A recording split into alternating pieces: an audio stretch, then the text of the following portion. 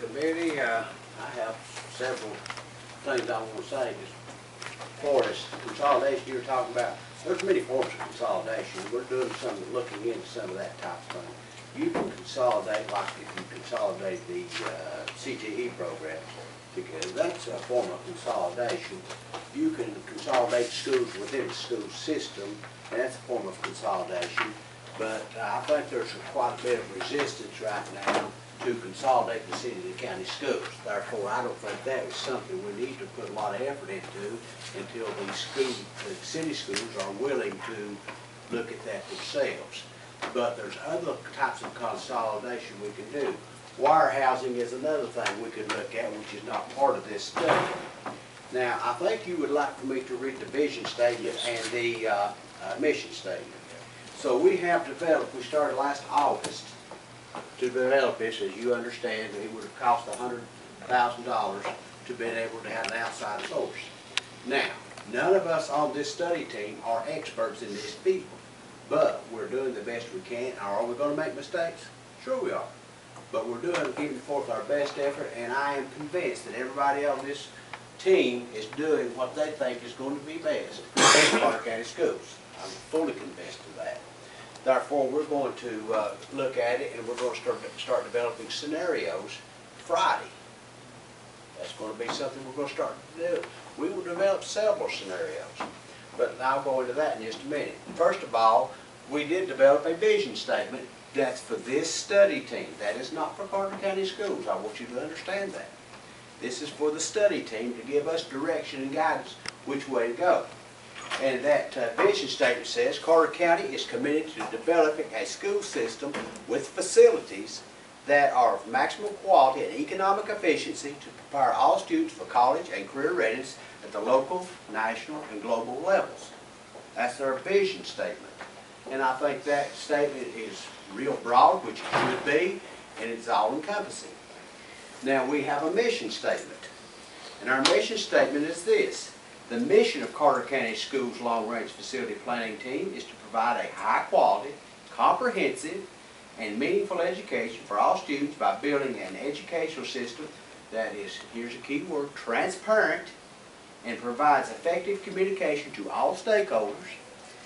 The school district strives to design facilities where students will be provided with the educational opportunity to emulate the needed skills for future learning and development. Technology will be maintained at a level that is necessary for students to be skilled with the latest developments. So that's the mission statements. Now, effective communication to the stakeholders. We have been going on a tour, and Mr. Church set these up. A tour of going around to the various areas of the county, talking to the community with community forums. We have gone to, how many so far, Keith? So far, we've covered everybody except? Everybody except Sandy Valley. Everybody. And that will be Thursday night at 7 o'clock if anyone would like to attend. But what this is a listening tour. We're not technically there to provide information. We're there to listen. But it always develops into a information providing situation. But you know, we do the best we can, but that's not what the reason that we're there. But it has a secondary benefit that I think is very, very important. It does give people in the community an opportunity to say what they're feeling. And hopefully we can give them some correct information. Most of the time out in here I found out that a lot of the information that goes out is incorrect or misconstrued. Therefore, if we go out there and give them correct information, I think that's a big benefit, because in essence, what we have to do, everybody in Carter County has to pull together to develop this school system to be able to help the students. Primary student development and do what's necessary for students. Now, I'm just going to give you an example of myself. I graduated from Cleveland High School in 1969, and I spent 20 years trying to overcome the lack of education that I got. I went in the Air Force. They sent me to schools. The military did. I guess that's one reason I love the military so much, is because they helped me to really grow up and develop an education and an attitude toward education. Then, I don't want anybody to have an education and have to spend years trying to overcome it. Now that's just a personal goal of mine. That's the way I feel. That's a personal feeling. If people disagree with you, you might have different experience, but that was my experience. That's why I am so strong on education in Carter County. I want to be second to none. I don't want people to leave here, go in the military, or go out here on jobs, and people be discussing things that they don't have a clue about. I don't want to see that. So we're going around here, and I have been listening to people just talking, and I'm not the only one that had that experience. So it's not just me. But we have been gathering information across the county. We have been doing a lot of research. We have had study groups that have been studying things such as green technology. Folks, if you don't know much about green technology, you better look into it, because that's going to be the way of the future, and it's going to save all types of energy. It costs more on the front end, but it's going to save you a tremendous amount on the long end. But we're looking at green technology, STEM, science, technology, engineering, and mathematics. And that is the integration of the technical areas with the academic areas, basically. And that is very important. You're going to have a much better learning curve if you consolidate or integrate the learning. You're going to. But we've got to look at cost efficiency too. We've got to look at teacher-pupil ratios. We've got to look how many students are in a building and what's that costing the county taxpayers. There might be some around this county that is very, very expensive toward what gain you're getting. We've got to look at that. And something people don't seem to realize. They think if you put two groups of students together like middle school and high school, that it's more efficient for the building. It might be. It is more efficient with the number of students. But they don't look at program areas. When you're looking at programs and you have a small number, say like high school, if you have a small number high school, you cannot offer the programs that are needed for those students. Therefore, they're not getting the education that they deserve. And that's what the taxpayers pay. There's a lot of factors that must be looked at. Okay, so tomorrow, or Thursday night, we're going on to a community forum, is what I'll call it, at Happy Valley High School. That will be the last one of this series. I've started working on consolidating a lot of the information and looking at the technical data and started developing the strategic report. I've been working on that. We've had other teams that have been studying various other areas. Future trends are another thing that's going to go into the strategic report. And hopefully we will have developed some statistics and data that we should be on track, because we'll have here present the findings to the school board June 2012. We're on track to do that. Also develop recommendations, scenarios and recommendations. We're going to spend a couple months doing that. We've got to dissect all this data. We have to ingest it and regurgitate it in the forms of scenarios. Therefore, we have July and August. We have a completed strategic report in October. But we're going to, after we have presented it to the school board as a whole, the school board must look at it and develop what the direction they want to go. That's not up to this team. This team is not telling the school system how to run, how to operate. It is gathering data. It's a study. Present the study to the school board, and it should be online in October, the strategic report for everyone to read. And that means every taxpayer in Carter County, whether they live in the city or if they live in the county. And then after the school system has developed it, then what I presume is that whoever who the chairman is at that time will present it to this board, this committee, and then we'll probably do it from the full committee. And then, because we're going to have financial support on this, and we'll give you why we need to go this way, what's the savings going to be, what's the cost going to be, where we can cut, what we can do, and why we develop these things. Now, like I said, this is not the profession that any of us on this team have been in, but we're doing the best we can. So I'm going to present a couple of scenarios Friday. And what I'm trying to do Friday is present both sides of the spectrum. One side is ridiculous, but I'm gonna present it, because that's what everybody said they wanted. Then I'm gonna present the other side, what I think is a doable situation, which I think could be modified and adjusted, to even save more money or make be better for the students. But I'm trying to set the parameters Friday. So, and we will have a presentation on the, on STEM on Friday also. That's at 1:30 at the board office down here. And all of you are welcome to attend. That's all I have to say, unless someone has a question for me. Yes, sir. Jerry, I'm going to disagree with something you said. What's that? You said that Cleveland High School didn't provide you with an education. That's right.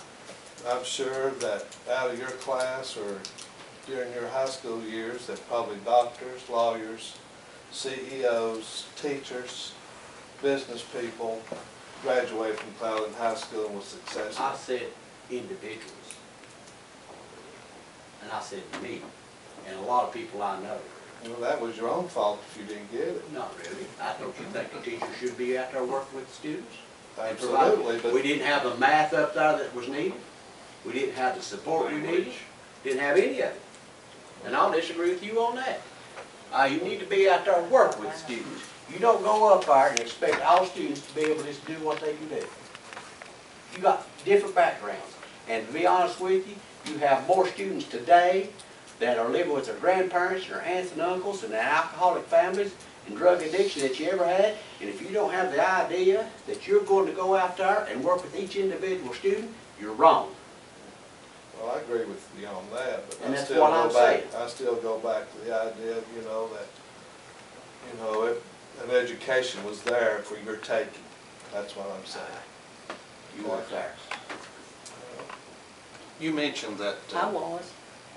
you mentioned that the benefits of a larger school because they could offer more. Program And areas. I took that as being a consolidated school Well, you could do that. in yeah. your, in your secondary schools or your elementaries, Right. junior high. Have you all visited, or do you intend to visit some schools that have been consolidated into bigger schools to get an idea of what they offer and what the benefits are? Is that, Well, we have different sized schools in Carter County. well, I'm talking about in other counties Oh, where okay. where they've done this, Yeah. where they've done it years ago, Uh-huh. and see the benefits that they've reaped. Well, there's From costs and consolidated. benefits both. Well, yeah, I know that's right, there's cost and there's educational And- benefits, and I have- because they can offer more. Yeah, I have personally been in most of the school systems in northeast Tennessee, across state Tennessee. And I have seen what they do. And I worked in a school system for about 30-some years that did a lot of consolidation within the school system themselves. And I saw what they were able to offer. I went in one in North Carolina where they consolidated some smaller schools into one school, and I was amazed at what all they could offer in this school that we don't have in Carter Right. County. I mean, it was amazing the different things, the science labs, they taught home ec in elementary, and just, it was amazing at the things they could offer. And that's my point. Yeah, we have to look at all that. Now, like I said, it's going to be up to the school board to make all these decisions. Not the team. The team will make scenarios and presentations with the facts as best as we can garner them. That's a good question. I've been to some of these meetings, I tell you what amazes me, now this is John Lewis again. And I'm not going off on the teachers, but very few teachers and parents have showed up to these meetings. I know. And I don't understand this, if they got a concern for the kids and what's going on in the county, then they need to come out to these meetings and find out what's going on. But even the teachers don't even show up. And that should be mandated. If you come to a school, the teacher should be there. Just like the PTA meeting, you have one of them, teachers should be there. But now that is my opinion now, and I ain't going off on the school system, but I'm just telling you now, that very few people have showed up to these meetings, and it's a shame. And many population, I counted, about 600 kids, I think, close to it.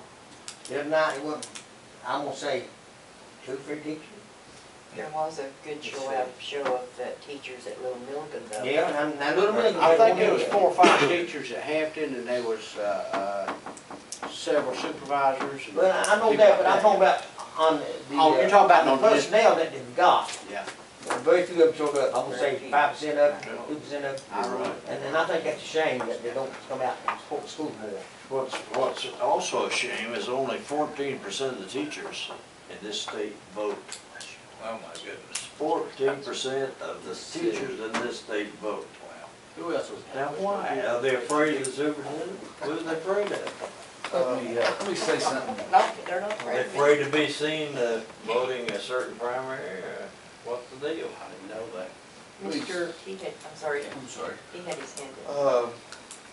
This is kind of a touchy subject, and I'll ask Keith to also respond if he wants to. You know, talking about all the school cuts that Dr. Ward has mentioned, Dr. Ellis, has the possibility of, and here again, like I say, a touchy situation, I know you all went over there, closing Range Elementary School, and it being a very small school, the operating, how much money you save on operating costs. And, you know, those teachers that are there, I'm sure with the moving around, those kids to, say, Central and Kingburg is pretty well full, but Central and Happy Valley, could you not save a whole lot of money there? This is one of the things that's going to be looked at in terms of cost. We're looking at the data. Mr. McMahan has said that we've got study teams who are looking at data, looking at the cost of maintaining a school size, student population, teacher-student ratios. That possibility has been talked about for how long? 10, 15 years. From what I hear, at least that long. And the first thing that happens when we walk into a situation like that, the first word is that are you going to close the school? And our answer is no, we're not there to close this school. All we're doing is looking at the numbers to see what the possibilities are. What is the practical approach to the situation? There's all kinds of scenarios, and we haven't come up with any of them. If you looked at it, there are 2 schools in the county probably that you could close and move students out. And one of those is Valley Forge and the other one is Range. But where are you going to move students to if you don't have room? That's your next question. Right now you've got 54 modular units in this county. How many of them are maintenance nightmare? What are you going to do with it? What are you going to do? I mean, this is the situation you're in. And as far as closing the school, that's a possibility. But it's not something this team is going to recommend or not recommend. This is what's going to come out of the study as to what scenario should be done or should not be done. And, we ran into this at 2 or 3 different schools. Little Milligan is a situation all to itself. I mean, you can't keep a kid on a bus. What's the limit? There's time limit. 1 hour. 1 hour. If you pick a kid up at the North Carolina line and bus that kid all the way to Hampton, how long does that kid on the bus? I talked to one of the bus drivers, and I know that it takes him at least 30 minutes to come from the North Carolina line to Little Milligan School. If you pick up a 4-year-old at 6 o'clock in the morning to get him at 7:30 to Hampton, somebody's going to complain. What are you going to do in situations like this? And you've got them all over the county. Yes. I think the biggest thing is when the school board or the county commission, whoever, start talking about a lot of this consolidation stuff, you need to educate the people. Right. Once you educate the people, and a lot of them just don't understand, like over here at Range, first thing they said, well, I don't want the school closed. You come on here, that ain't what you told them, but that's what they had in mind, say. Yeah. They want their community school. If you educate them and show them the advantage of what you can give the kids more in a bigger school than you can a little school, I mean, that's in sports and everything. Then a lot of them The old colleges like me are gonna be out of picture, see, the youngins coming on. So they'll be educated, I think that's key to it.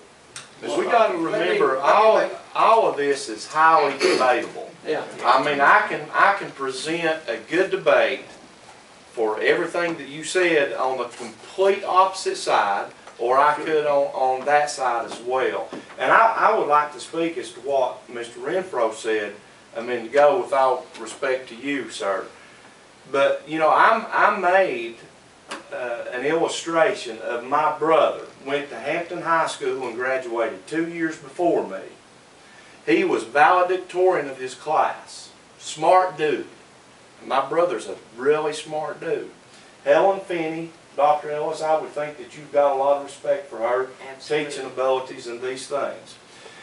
My mother knew her personally, and I was one of these students. It came easy for me. I never took my books home.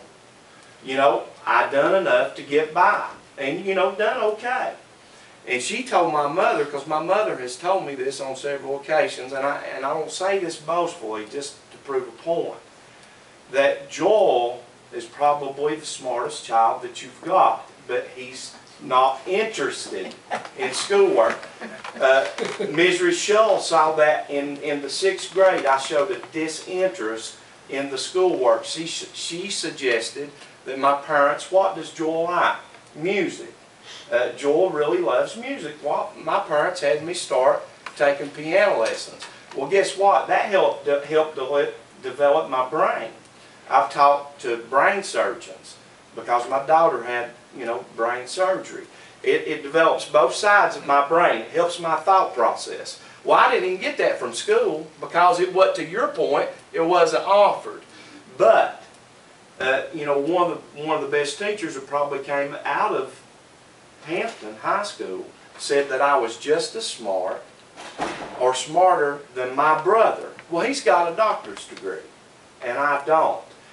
What was the difference? I didn't apply myself, Mr. Renfro. That was the difference. That's where the teachers, to your point, makes it getting involved and pointing them in the right directions. I remember Mr. Monroe Stevens. His classes I loved because I had a couple business courses. I was interested in what he was saying. I took in every bit of it, and I've used it all my life to find success. So that's the key.